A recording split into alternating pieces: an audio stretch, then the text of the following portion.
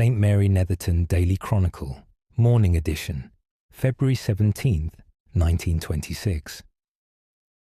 Good morning, gentle listeners. Edmund Pruitt greeting you on this Wednesday, as our village marks the beginning of Lent beneath skies that seem to have taken on a fitting quietness for the occasion. The weather presents us with what Mr. Higgins describes as an Ash Wednesday of composed winter stillness, with the overnight mildness having drawn a soft layer of cloud across the valley that should hold steady throughout the morning before thinning gradually toward afternoon, the air carrying no wind to speak of, and temperatures resting at the moderate end of February's range, offering comfortable conditions for those attending church and conducting their midweek business alike. Those proceeding to this morning's service may leave their umbrellas at home with confidence, though a good coat remains sensible against the damp that lingers where yesterday's milder air met the cold ground. The tea room announces an Ash Wednesday offering of hot buttered toast, which Mrs. Hartley considers well suited to the day's observance.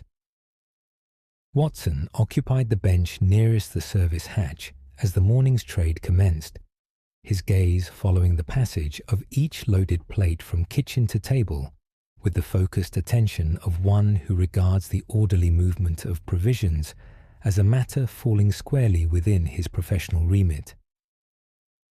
Mrs. Barnes's leghorn hen has not yet produced a morning egg, a circumstance Mrs. Barnes attributes to the bird's preference for remaining deep within the straw of her shelter on a morning whose grey calm evidently suits contemplation rather than industry. The Reverend Holloway reminds parishioners that this morning's Ash Wednesday service commences at 11 o'clock. The imposition of ashes will follow the sermon, and the Lenten devotional readings mentioned in yesterday's announcement remain available at the church door for those who wish to collect a copy. The Reverend notes that the season's observance offers the parish an interval of reflection that he trusts will prove both meaningful and sustaining in the weeks ahead. Mrs. Culpepper wishes to announce that the choir's Thursday practice will henceforth turn its attention to the Lenten repertoire. The choir mistress has selected a program of seasonal hymns that she describes as possessing a quality of gentle contemplation well suited to the weeks between now and Easter.